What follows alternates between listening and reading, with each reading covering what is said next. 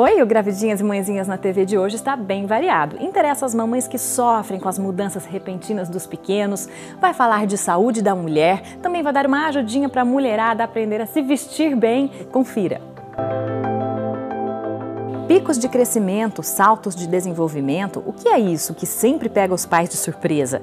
Hipotireoidismo é o tema do quadro Saúde da Mulher. Você sabia que o homem também deve fazer pré-natal? E ainda, se você tem dificuldade para escolher uma roupa que caia bem, vamos dar uma mãozinha. Você já reparou como os bebês se desenvolvem rápido? De um dia para o outro começam a fazer sons diferentes, movimentos diferentes, ficam manhosos de um dia para o outro, se dormiam a noite toda passam a acordar à noite para o desespero dos pais e nós, mamães principalmente, ficamos preocupadas, achamos que é algum problema, alguma doença, alguma coisa está acontecendo. Mas acredite, é tudo normal, faz parte do crescimento.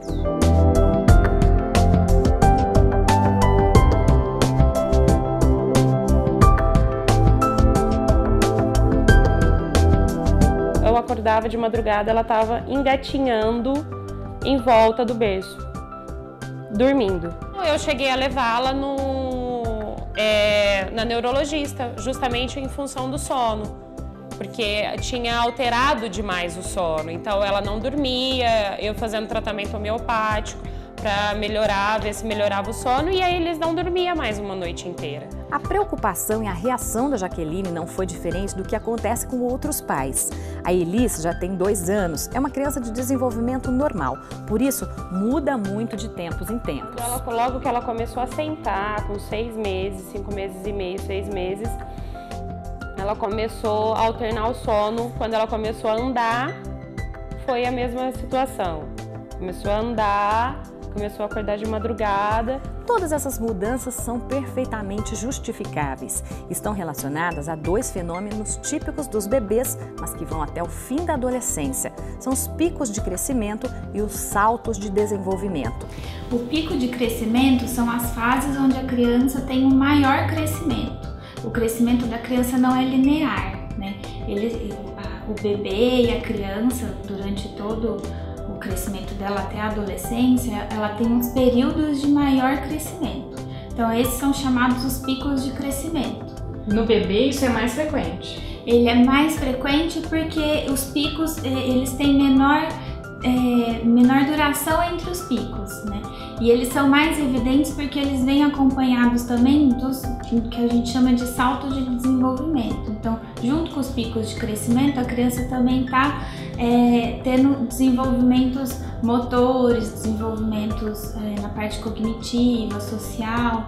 Então, ela altera muito o comportamento dela porque ela está vivendo tudo junto, de uma maneira harmônica, entre aspas, mas é tudo junto. A doutora Andresa também explica que toda evolução gera insegurança, por isso os pais precisam ser solícitos, compreensivos e principalmente muito pacientes. Fica mais ansiosa, ela sofre com as questões porque ela está tendo um aprimoramento motor, o aprimoramento do desenvolvimento cognitivo, da fala, e ela está ela está conseguindo muitas habilidades. É uma ansiedade muito grande porque ela está se desvinculando da única coisa que ela conhece que é segura para ela, que é a mãe.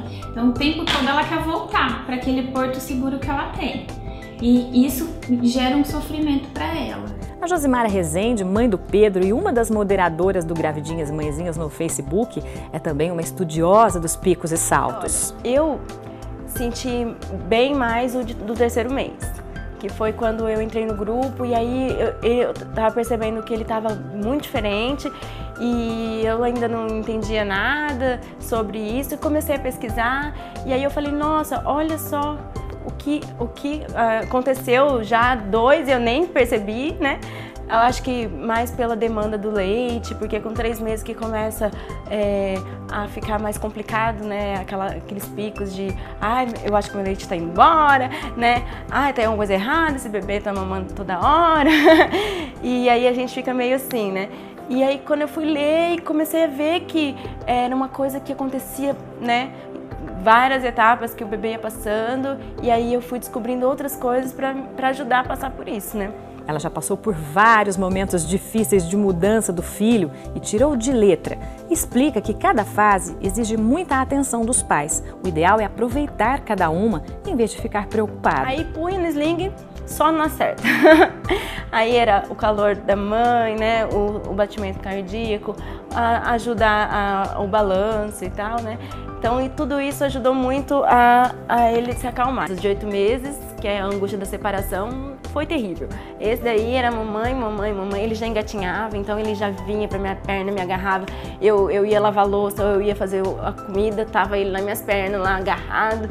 E pedindo pra pegar no colo e chorando, né? E eu não conseguia nem respirar. Foi um dos picos piores, porque quanto mais a mãe parar o que tá fazendo e der atenção pro bebê, mais rápido esse pico vai passar. Chegou a hora de tratar da saúde das nossas mamães e futuras mamães. Doutora Flávia.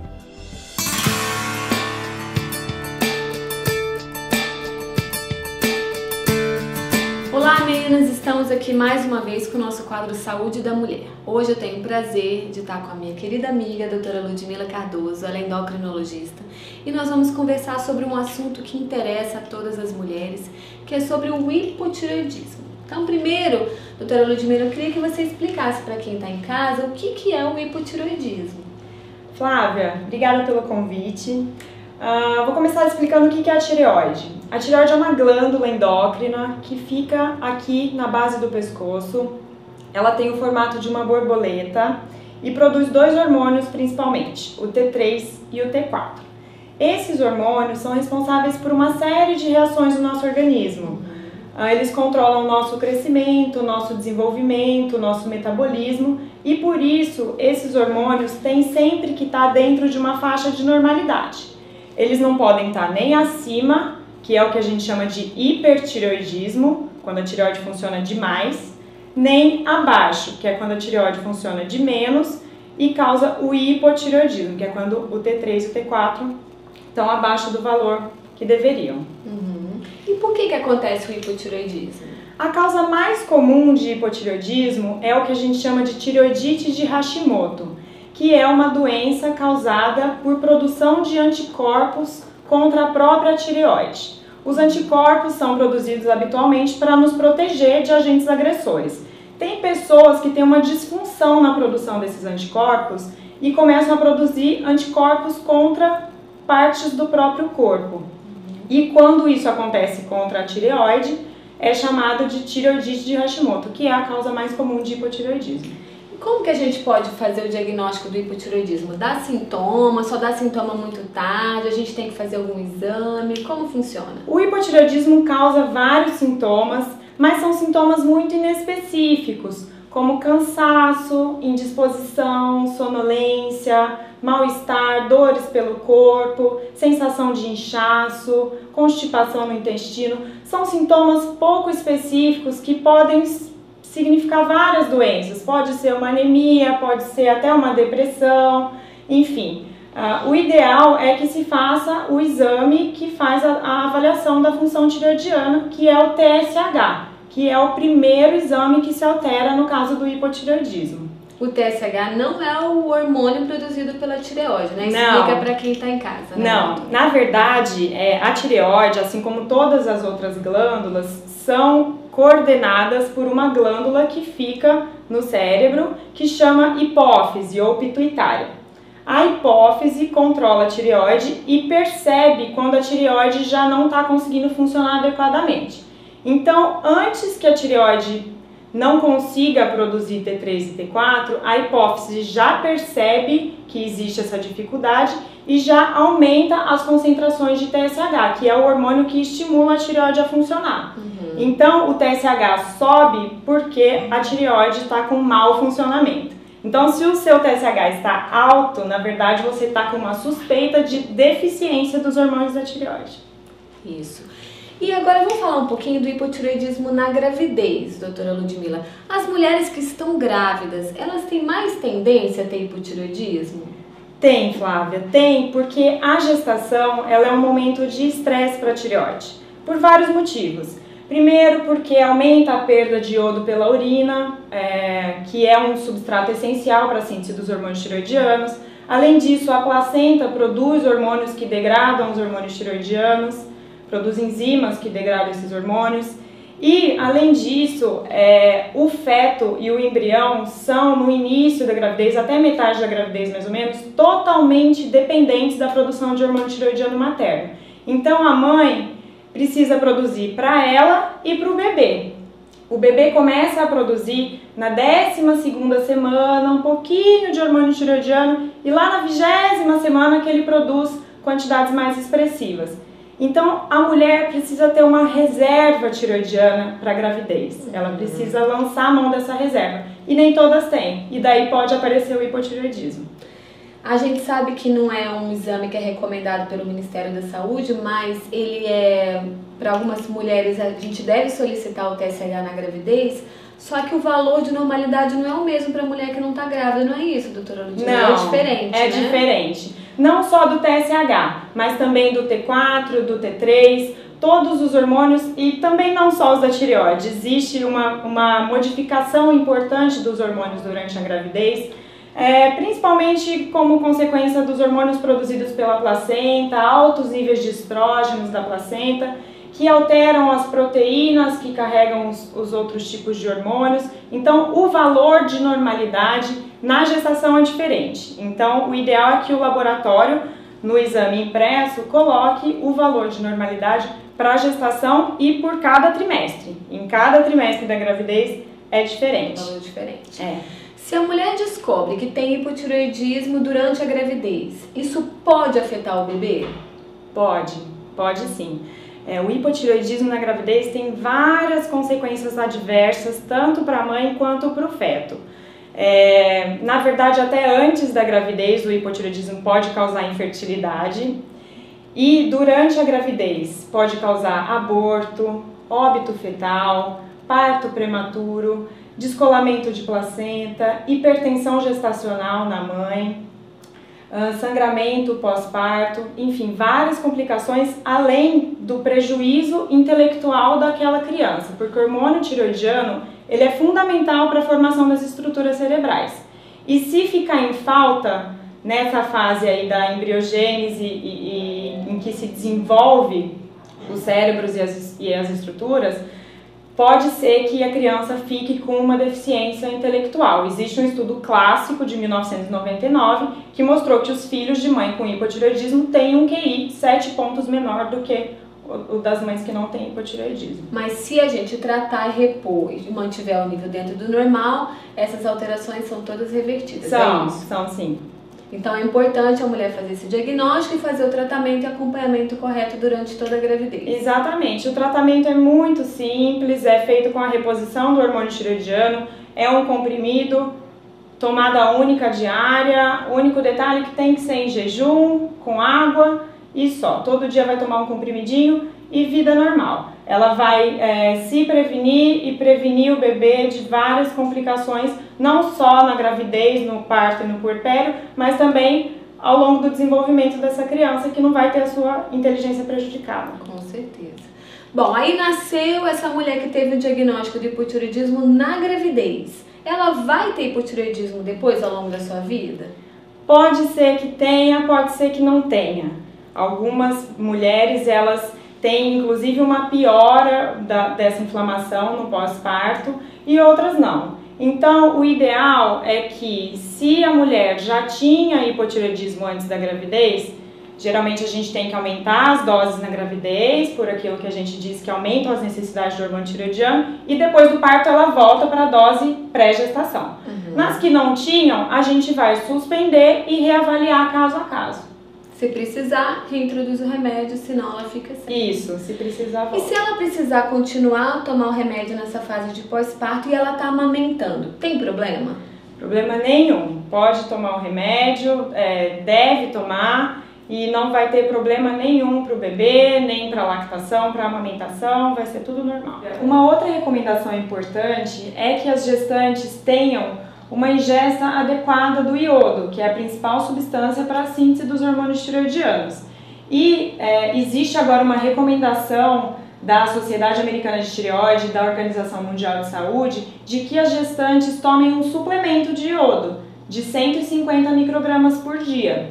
Então, uma dica para as mães é naquele polivitamínico que toda gestante toma, olha lá na tabela nutricional, vê se tem iodo, precisa ter iodeto 150 microgramas, recomendado para todas as gestantes, não só as que têm hipotireoidismo. Tá joia. É isso aí, meninas. Hipotireoidismo é uma doença relativamente comum nas mulheres, é muito fácil de fazer o diagnóstico, é mais fácil ainda de fazer o tratamento e a gente pode prevenir uma série de alterações para a mãe e para o bebê. É isso? É isso.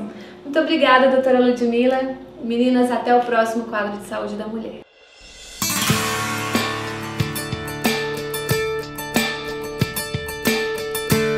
Você sabia que o parceiro também deve fazer pré-natal? Pois é, a gente explica essa história já já depois do intervalo e não saia daí que também vamos dar uma ajudinha para você escolher a roupa ideal para o seu corpo.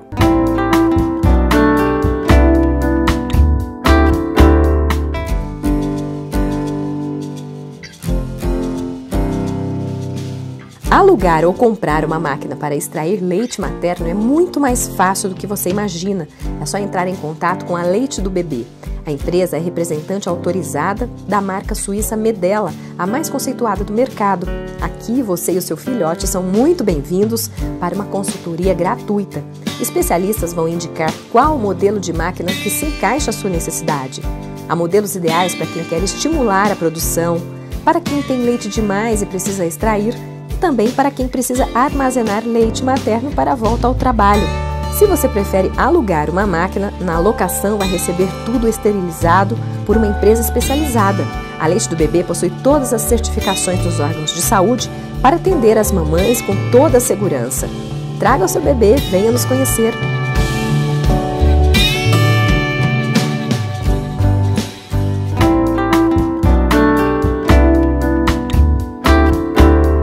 Se o filho é gerado por um homem e uma mulher, então por que só a mulher costuma fazer o pré-natal? O ideal é que o casal faça. A Márcia Reis, da Secretaria da Saúde de Ribeirão Preto, explica pra gente. Hoje em dia, aqui no município de Ribeirão Preto, através do programa da mulher, está implantado o pré-natal do parceiro. Então, a mulher, quando ela inicia o pré-natal, o parceiro dela é convidado a participar. Ele passa por uma consulta com a enfermeira, depois com o ginecologista. São feitas orientações, coleta de exames, então o pai, o parceiro, também tem que ser tratado e cuidado. E ele cuidado e ouvindo as explicações que são dadas a esse período especial da mulher grávida, ele vai compreendê-la melhor, vai entendê-la e apoiá-la mais em todo o processo de gestação, parto e amamentação. Estamos aqui mais uma vez com a Carol Starr, que é personal stylist da revista eletrônica O Sapato Amarelo, e hoje a gente vai falar de um assunto que interessa a todo mundo, todas as mulheres, não só as mamães, que é o biotipo. Existem vários biotipos, são 5 na verdade, e são os biotipos. A ampulheta, que é a ampulheta? É aquela mulher violão, mas ela tem busto, tem os ombros mais ou menos da mesma largura que os quadris. A triangular, que às vezes é confundida com a ampulheta, que já é aquela que tem ombros fininhos, pouco peito, mas tem quadril, tem coxa, tem bumbum. A triangular invertido, que é o contrário da triangular, que tem ou muito ombro, ou muito busto, ou só acumula gordura da barriga para cima, e pernas e bumbuns e quadris bem fininhos. Tem a retangular, que é a mulher que não tem curvas. Ela tem pouco peito, não tem muita cintura, tudo dela é bem retinho. E temos a mulher oval. Quem é a mulher oval? Aquela que acumula gordura no abdômen. Um pouquinho também no quadril, um pouquinho nos braços. E para cada um desses corpos, na verdade, tem algumas regrinhas legais para seguir, para valorizar. Por isso que muitas vezes muitas mulheres chegam numa loja e falam, e sai toda frustrada porque aquilo não vestiu e acha que já ficou legal em uma, mas não deu na certo amiga e nela não ficou bom. Aí ela já acha que ela é o problema, mas você não é o problema. O problema é que aquela loja não veste bem o seu formato de corpo. Então vamos falar então do ampulheta. O ampulheta, na verdade, é uma mulher violão, uma mulher que já tem as formas muito bonitas. O ampulheta, como ela tem busto, ela tem quadril, mas tem a cintura fina, se ela esconder essa cintura, ela fica gorda. Então quem tem a cinturinha fina e tem busto e quadril, precisa usar roupas acinturadas. Precisa ter um cinto marcando a cintura. Bata, colocar um cinto. Isso, se for uma peça, por exemplo, hoje você está com uma bata, se você fosse um biotipo ampulheta, jogaria um cinto? Pra você mostrar, não, minha cintura está marcada, mas você é toda magrinha, então você não tem isso. Se eu colocar uma coisa muito ampla, eu posso ficar um pouco maior. Então assim, quem é ampulheta pode usar sempre com a cintura marcada. Se não marcar a cintura, por exemplo, eu coloquei uma calça e uma camisa de botão, eu jogo a camisa por dentro da calça, mesmo que seja só na frente. Ou eu coloco o que eu fiz hoje, um colar comprido, um casaquinho, por quê? Quando eu crio linhas verticais, eu fico mais alongada, eu fico mais magra. Então é legal, às vezes você coloca uma coisa totalmente ampla, joga uma linha vertical, seja um colar comprido, seja um casaquinho aberto, que também cria essas linhas verticais. Isso é uma dica muito legal. Então a ampulheta, marque a cintura, marcando a cintura. Quando a gente fala do retangular, na verdade a gente não vai marcar a cintura, mas a gente vai criar uma cintura. Porque como o retangular, ele não tem nada para esconder e nada para aumentar, eu preciso simplesmente criar uma falsa cintura. Como que eu faço isso? Colocando parte de baixo de uma cor e parte de cima de outra cor, com a blusa por dentro. Eu coloco colares compridos também. Eu coloco cintos de elástico em cima de blusas amplas. E puxa um pouquinho a blusa. Isso, aí faz uma cinturinha. Então o retangular, na verdade, ele não tem que esconder nada. Ele só precisa criar uma cintura. Quando é oval, como é que eu vou fazer com o oval? Eu preciso esconder a parte do tronco. Muita mulher que tem barriguinha, por exemplo, o oval, a mulher que acaba de ter bebê, por exemplo, ela acaba tendo um biotipo um pouquinho oval, porque a barriguinha demora a voltar. Então aqueles primeiros meses fica lembrando o biotipo oval. O que ela tem que fazer? Não adianta ela ficar só naquela neura, sabe? Ai, minha barriga tá muito grande. Geralmente, mulheres que têm naturalmente biotipo oval têm as pernas muito bonitas. Porque como acumula gordura na barriga e não acumula na perna, a perna é super torneada. Então usar shortinhos, não precisa também sair com short super curto, mas meia coxa, um short, uma saia. Uma barca. E aí a parte de cima tem que ser fluida, tem que ser leve, não pode ser ampla, que a gente diz vaporosa, aquela coisa que cria um volume, sabe?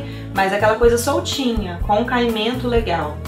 A oval principalmente precisa esconder essa região. Então o que ela vai fazer? Colocar blusas em tons mais escuros, não usar o brilho na região do abdômen, que o brilho aumenta muito, tipo cetim, esses tecidos com leve brilho aumentam muito. Tentar usar cores mais escuras, tecidos opacos, criar muitas linhas verticais. Então é essencial ter os colares compridos para disfarçar. Para as mamães é legal, de repente, não usar um colar tão fininho como esse, que o bebê vai e puxa. Ter uma corrente grossa. Uma corrente grossa não estraga, não puxa, não arrebenta. Uma corrente comprida e dá certo com variados tipos de roupa. Então a oval, ela precisa criar essas linhas verticais ou usar tons escuros.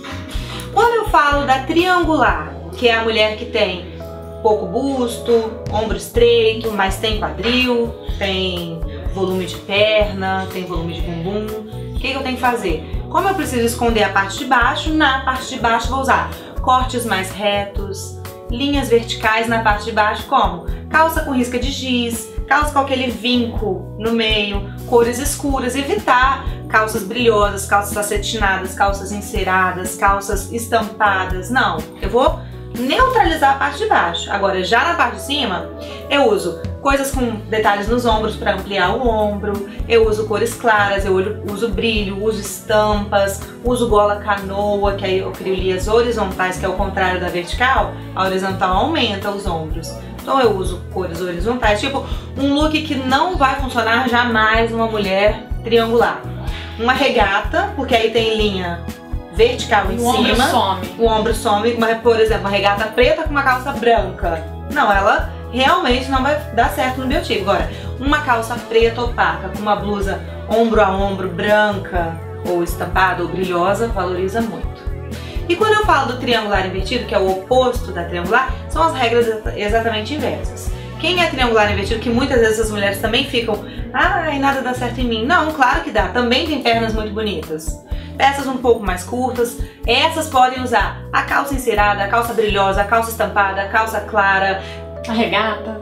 Usar a regata, entendeu? E usar em cima cores mais escuras, linhas verticais como colar comprido, os blazers, tudo que faz linha vertical em cima e cores mais escuras. Então assim, você tendo essas dicasinhas, você já consegue não errar. Só por não usar a coisa errada, isso já vai valorizar o seu biotipo. A verdade é que a mulher precisa aceitar o biotipo que tem. Ela precisa entender, tipo, meu corpo é esse, eu vou valorizar esse corpo que eu tenho. E não ficar tentando, porque a amiga é ampulheta e eu sou triangular invertido, ai, que meu corpo é horrível. Não, eu tenho que ver, todo biotipo tem algo lindo. Todos têm a sua beleza. Todos têm a sua beleza. Então assim, se minha perna é o que tem de mais bonito, é nela que eu vou focar. O problema da maioria das mulheres é que elas focam exatamente no que não tá bom. Tentar olhar, não, isso é bonito e eu vou valorizar isso. Tá certo, Carol. Muito obrigada pelas suas dicas. Vão Sem ser nada. bastante úteis para todas as mamães aí.